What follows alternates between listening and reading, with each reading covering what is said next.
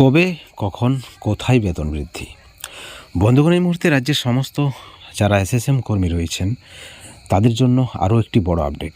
এবার মুখ খুলেছেন সরকারপন্থী সংগঠনের নেতৃত্ব মাননীয় রমিউল ইসলাম।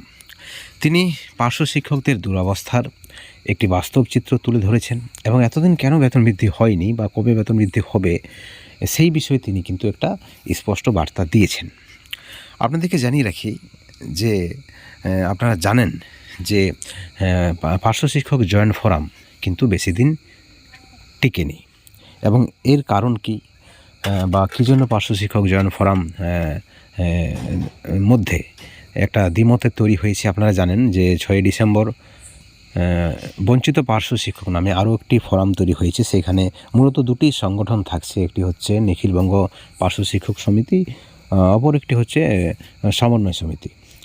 এবং সেখানে দুই সংগঠন মিলে জয়েন্ট ফোরাম থেকে বেরিয়ে তারা যদিও বলছেন যে না, জয়েন্ট ফোরাম ভাঙেনি, জয়েন্ট ফোরামকে আরও স্ট্রং করা হয়েছে, সেটা হচ্ছে বেঙ্গল মডেল। আসলে বেঙ্গল মডেল নাকি সেটা ভঙ্গ মডেল, ওটা কিন্তু পার্শ্ব শিক্ষকদের কাছে পরিষ্কার। ঠিক এই পরিপ্রেক্ষিতে এবার মুখ খুলেছেন তৃণমূল সরকারপন্থী পার্শ্ব শিক্ষক সমিতির সভাপতি রমিউল ইসলাম। তিনি কি বলেছেন এবং তার এই যে বক্তব্য, এই বক্তব্যের মধ্যেই কিন্তু তিনি সব কিছু পরিষ্কার করে দিয়েছেন। তিনি বলেছেন, একটু ভাবুন তো, 2018 সালে ভাতা বৃদ্ধির পর প্রতিনিয়ত কে কত আগে যেতে পারে, তার মিথ্যা প্রতিযোগিতা লেগেই রয়েছে। কেউ একটা নির্দিষ্ট সময় নির্ভর পরিকল্পনা, ধৈর্য, একত্রিত বা সম্মিলিত থাকতে পারেনি বা পারার চেষ্টাও করেনি বা আমরা পারছি না, এই ধরনের তার একটা বক্তব্য। এবং এই বক্তব্যের ইঙ্গিত কি, আপনারা অবশ্যই ভিডিওটি কন্টিনিউ করবেন, তাহলেই কিন্তু সব কিছু পরিষ্কার হয়ে যাবে।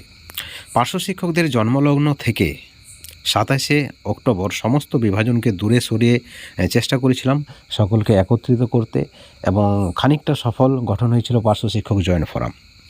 সকলেই আসলেও তাদের ভেতরের আত্মাটাকে কিন্তু একত্রিত করার চিন্তা নিয়ে কেউ আসেনি। অর্থাৎ সেই যে মিটিং 27 তারিখে এবং সেখানে জয়েন্ট ফোরাম গঠন হয়েছিল, সেখানে কিন্তু সকলেই এসেছিলেন এবং সেটাকেই পার্শ্ব শিক্ষক সমিতির সরকারপন্থী নেতৃত্ব রমিউল ইসলাম বলছেন যে সকলে আসলেও কিন্তু আত্মাটাকে একত্রিত করে কেউ আসেনি। অর্থাৎ কোথাও না কোথাও একতায় ফাটল ধরেছে, যে যতই বলুক সেটা কিন্তু পরিষ্কার। তিনি আরও বলেছেন, তারা অর্থাৎ নেতৃত্বরা যারা এই মুহূর্তে একটা আন্দোলন বা সমাবেশের ডাক দিয়েছে এবং এই বিষয়ে আমরা পড়ে আসছি, তারা এসেছিলেন শর্ত নিয়ে। 20 বছর এক হতে পারলাম না, অথচ এক হওয়ার চেষ্টা করলে শর্ত মাত্র 30 দিনের। যদিও একত্রিত তারা হয়েছিলেন এবং সেখানে কিন্তু পরিষ্কার একটা বার্তা প্রথমেই দিয়েছিলেন যে এই ফোরাম 30 তারিখ পর্যন্ত। আপনারা জানেন কোন নেতৃত্ব দিয়েছিলেন। তারপরে তিনি অনেকবার তার কথা পাল্টেছে, তার মতামত পাল্টেছে। বিভিন্ন সময় আমরা দেখেছি বিগত ইতিহাসে তিনি বিভিন্ন আন্দোলনে যুক্ত হয়েছেন, আবার বেরিয়ে গেছেন। অর্থাৎ তিনি একত্রিত থাকতে পারেননি, নিজেকে একটা আলাদা জায়গায় নিজেকে জাহির করার চেষ্টা করেছেন, বা তিনি সকলের ঊর্ধ্বে বা সব থেকে বেশি অভিজ্ঞ, যাই হোক সেটা তার ব্যক্তিগত বিষয়। প্রশ্ন থেকেই যাই যে তাহলে এই যে 6 বছর আন্দোলন, অনশন, কেস, সোশ্যাল মিডিয়ায় গালিগালাজ, সমালোচনা করে কেন কিছু করতে পারলেন না? যদি এত শর্ত, 1 মাসের শর্ত, সরকারকে কি আর কিছুটা সময় দেওয়া যায় না? তার বেলা কি 6 বছর অতিক্রম করলেন না? এই যে আন্দোলন করে ক্যাশের নামে টাকা তুললেন, ক্যাশ হয়েছে, ফাইল হয়েছে, যাই কিছু হয়েছে, সেখানে তো বছরের পর বছর পেরিয়ে গেল, কিন্তু সরকারকে সময় দিচ্ছেন মাত্র 1 মাস, 1 মাসও না। 10 তারিখে দাবিপত্র পেশ এবং 25 তারিখেই একেবারে জয়েন্ট ফোরাম ফাটল। শুরুটা হয়তো খুব ধীর গতিতে হবে, সকলেই জানেন। সবাই একসাথে থাকলে সাফল্য এলেও আসতে পারতো বা সকলে ভাগ করে নিতাম যে সাফল্য, নতুবা যদি ব্যর্থতা আসতো সেটাও কিন্তু সকলে একসঙ্গে মিলে ভাগ করে নিতাম। কিন্তু যেহেতু আগেই বললাম যে আত্মাটা সকলে একত্রিত করে আসেনি, এবং সেখানে আরও একটা বিষয় না উল্লেখ করলেই নয়, সেটা হচ্ছে যে পার্শ্ব শিক্ষকদের অন্যতম নেতৃত্ব ভগীরথ ঘোষ মহাশয় বলেছেন যে সরকার যতটা না বেশি কষ্ট দিয়েছে বা সাঁতিয়েছে, তার থেকে বেশি কষ্টটা দিল বা সাঁতালো বা যাই ওনার ভাষা মতো, সেটা হচ্ছে নেতৃত্বটা। বন্ধুগণ, এবার আসা যাক এই 6ই ডিসেম্বর কিসের ডাক। 6ই ডিসেম্বর একটা সমাবেশ নাকি আন্দোলন? অনেকেই বলছে আন্দোলন, যেখানে প্রচার হচ্ছে আন্দোলনের নামে, আবার নেতৃত্বরা বলছে সমাবেশ, আবার কখনো বলছেন না এটা সরকার বিরোধী নয়, সরকারের দৃষ্টি আকর্ষণ। আচ্ছা যাই হোক, প্রশ্ন হচ্ছে যখনই আপনারা জমায়েত হবেন, কিছু লোক উপস্থিত হবে সেখানে, রাজনীতি নেতৃত্ব আসবেন, কারণ নিখিলবঙ্গ পার্শ্ব শিক্ষক সমিতির কোন সমিতি বা কোন দলের নির্দেশে তারা কাজ করে বিষয়টা কিন্তু পরিষ্কার। এখানে আমরা সোজা ভাষায় কথা বলছি, কোনো এখানে আমরা কিন্তু লুকোচ্ছি না, ইঙ্গিত দিচ্ছি না। নিখিলবঙ্গ পার্শ্ব শিক্ষক কোন সংগঠন থেকে বিলং করে সেটা আপনারা জানেন, এবং তাদের যে সভা আপনারা ইতিহাস সাক্ষী রয়েছে বা আপনারা দেখেছেন, তাদের সভা মানে সকল নেতৃত্ব আসবেন, সেখানে গরমাগরম ভাষণ দেবেন, এবং সেটা অবশ্যই সরকার বিরোধী হবে।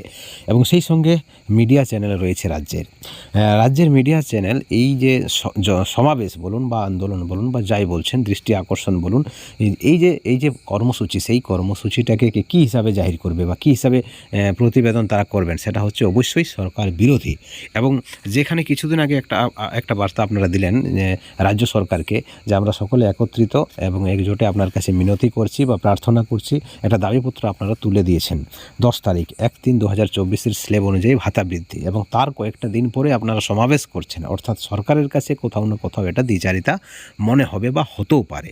এখন প্রশ্ন হচ্ছে, আন্দোলনকে কি গুরুত্ব দেয় মুখ্যমন্ত্রী?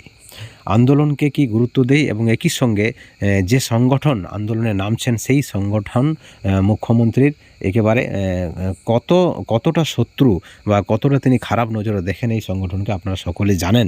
এই বিষয়টা যদিও শুনতে তিক্ত লাগবে বা খারাপ লাগবে, এটাই কিন্তু আসল ফ্যাক্ট।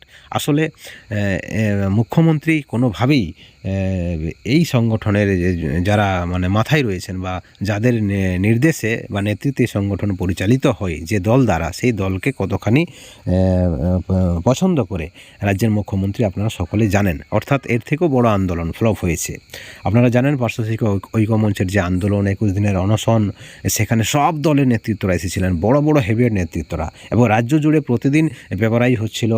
এমনকি সব ধরনের যারা টপ লিডিং মিডিয়া আছে তারাও কিন্তু পার্শ্ব শিক্ষকদের এই আন্দোলনকে প্রচার করেছিলেন, কিন্তু তারপরেও দেখা গেল নিট ফল 0 নয়, একেবারে মাইনাস। এমতো অবস্থায় এই যে একটা কর্মসূচি নেওয়া হয়েছে 6 ডিসেম্বর, সেটা কোথাও না কোথাও একটা ঐতিহাসিক ভুল সিদ্ধান্ত, যেমনটা মনে করছেন পার্শ্ব শিক্ষক সংগঠনের সরকারপন্থী নেতৃত্বরা, এবং প্রায় 80% থেকেও বেশি পার্শ্ব শিক্ষক। তারা চাইছেন না এই মুহূর্তে কোনো ধরনের সমাবেশ, আন্দোলন বা কর্মসূচি করতে। তারা সকলেই চাইছেন সরকারকে আরও কিছুটা দিন সময় দিতে, যাতে করে সরকারকে একটা পর্যাপ্ত সময় দিলে এবং তারপরে যদি আন্দোলনের প্রয়োজন হয়, সরকারের যদি সদিচ্ছা না থাকে, সেখানে কিন্তু মাননীয় গোপাল দেবনাথ মহাশয় থেকে শুরু করে রমিউল ইসলাম থেকে শুরু করে ভগীরথ ঘোষ সকলেই বলেছেন তারা আন্দোলন করবেন, এবং সেই আন্দোলন হবে একেবারে ব্লক লেভেল থেকে। প্রয়োজনে তারা রিলেভাবে অনশন করবেন। অর্থাৎ সেখানে তো কোথাও আন্দোলন হবে না, এই ধরনের কোনো বার্তা নেতৃত্বদের নেই। তাহলে কিসের এত তাড়াহুড়ো রয়েছে কর্মসূচির, প্রশ্নটা কিন্তু উঠছে। কোথাও না কোথাও রাজনীতির শিকার হতে চলেছে পার্শ্ব শিক্ষকরা, এবং এই যে কর্মসূচি পার্শ্ব শিক্ষকদের দাবি আদায়ের পথে একটা বিরাট বড় বাধা হতে পারে, এবং এই কর্মসূচি একটা ভুল সিদ্ধান্ত যেমনটা মনে করছে অনেকেই। এবং এই কর্মসূচির ফলে দাবি আদায় যদি আটকে যায় বা এই কর্মসূচির ফলে মুখ্যমন্ত্রী যদি চটে যায়, তার দায় কে নেবে? অর্থাৎ সব কিছুটাই কিন্তু একটা ভাবনা চিন্তার বিষয় রয়েছে। আপনারা অবশ্যই ভিডিওটি বারবার শুনবেন, এবং এই ভিডিওর পরিপ্রেক্ষিতে আপনাদের সুচিন্তিত মতামত আপনারা চ্যানেলের কমেন্ট সেকশনে দেবেন। এবং আমরাও মনে করব বা আমরাও চাই সেটা হচ্ছে যে সকলে মিলে একত্রিতভাবে যে কোনো ধরনের কর্মসূচি হোক সেটা পালন করুন, তাহলেই কিন্তু সরকার চাপে থাকবে, নতুবা আবার সেই দাবি আদায়ের চেষ্টা কিন্তু হিমঘরে চলে যেতে পারে। ভাবনা চিন্তাটা আপনাদের, এবং কর্মসূচিতে যাবেন না যাবেন সেটাও কিন্তু আপনাদের ব্যক্তিগত বিষয়। অবশ্যই আপনাদের মতামত আপনারা চ্যানেলের কমেন্ট সেকশনে কমেন্ট করে জানাবেন। সকলে ভালো থাকবেন, সুস্থ থাকবেন। Thank you so much.